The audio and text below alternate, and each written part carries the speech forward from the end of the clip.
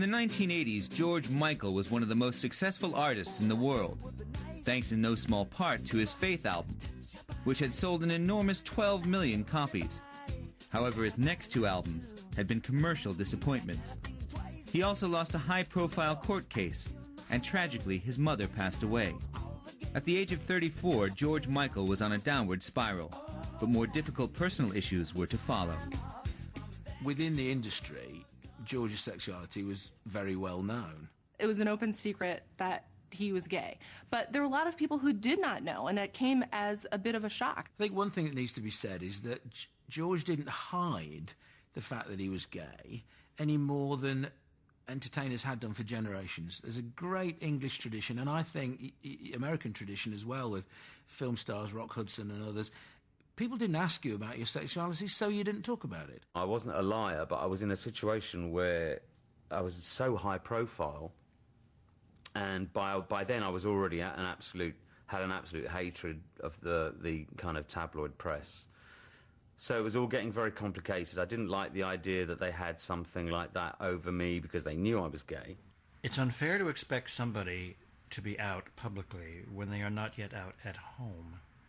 And it took a while for George to be out at home because he came from this Greek macho man background. So he had to get through that, but he didn't get through it on a schedule with When I Have My First Hit Record. I mean, that's a different thing. In fact, it took him 27 years to have his first serious relationship. His partner was Anselmo Felipe. Sadly, Anselmo passed away just 2 years into their relationship. Oh, what can I say, really? Beautiful man, beautiful heart, terrible loss. It was 2 years. It was pretty shocking because obviously I'd waited until I was 27 to have my first proper relationship, and within 6 months, you know, I knew he was terminally ill. So it was a very shocking time. Never been so scared in my life. The fear of him dying was far greater than the grief. You know what I mean? But incredible lessons learnt, and you know, and 2 years of being with someone who was truly wonderful, beautiful person to learn those lessons from. When you've never had a partner, to have a partner is uplifting beyond description. You could see that, from George's perspective, Anselmo merited the beautiful tributes that George paid to him in the songs after his death. I have to say, Jesus to a Child is one of the most beautiful songs of mourning ever recorded. It was just mind-blowing for him. I think it was, one of the hardest things he'd ever had to come across in his whole life. And I don't know if you ever really get over things like that. I mean, you get used to it and you learn to deal with it. So, the loss of anybody, a loved one, a parent, anything like that is always, tough. So incredibly lucky to have met him. That's the way I look at it. And I wish it had been earlier. I wish I'd been myself earlier in life, but, better late than never. Despite Anselmo's death hitting the headlines, George remained tight-lipped about his sexuality. However, something astonishing happened in Los Angeles in 1998 that made dodging the topic no longer possible. George was arrested for lewd behavior in a public toilet.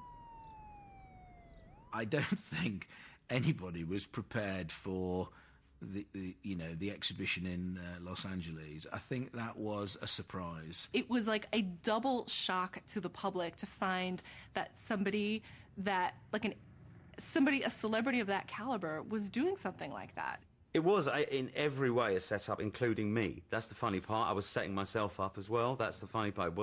There was collusion between my own anger and kind of mental anguish at losing my mother by that point, and collusion between that and all my feelings of anger and guilt, and collusion, as far as I was concerned, and I will always believe, between the police and the newspapers, and a few other people, unfortunately.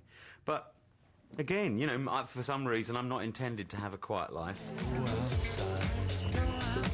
When George released his next single, Outside, he showed he had a sense of humor about the incident, with the accompanying video featuring disco dancing police officers. However, the arresting officer did not find it quite so amusing. The cop tried to sue me for mental anguish because, of course, nothing goes on in Los Angeles of that enormity, no pun intended. Yeah, he sued me for mental anguish.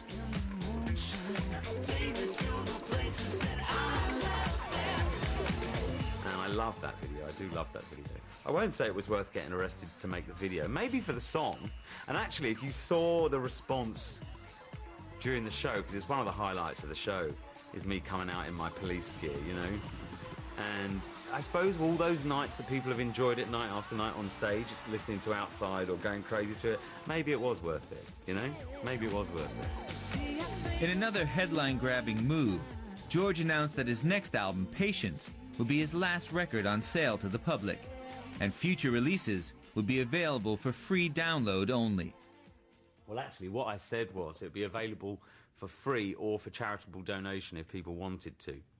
And the actual truth is nobody donated anything, so I've kind of withdrawn the idea, as it were. I mean, what I've said and what I still believe is that in order to make my life work for me in an industry which is falling apart, I think the things that I want to say are those things that I still have to say. I think are out of place now in the medium of pop. So I think I might have to look for other avenues in which to write. Because I'm not who I was even 5 years ago. You know, I've got some brand new ideas now, and I want them to be of some use. I've always believed that my creativity is with me for a reason, you know, and that always wanting to have a positive effect in life with what you create is something that is hard to give up. You know, even though it'd be lovely to be self-indulgent, I do really believe that there's a reason that I was given this gift. And it doesn't just have to be in my voice. You know, it's about things I want to say, you know. So we'll see. We'll see that the future is very open for me. But I think, having been hugely disappointed by people's charitable inclinations, let's say, lack of charitable inclinations, I think if I wanted to make money for charity, I'd have to go about releasing, you know, a song in the regular way and just giving the money away. Never afraid to adapt, George Michael spent the first 10 years of his career turning himself into a pop icon. He then spent the next decade trying to work out how to be true to himself. After 20 years in the limelight, would he finally be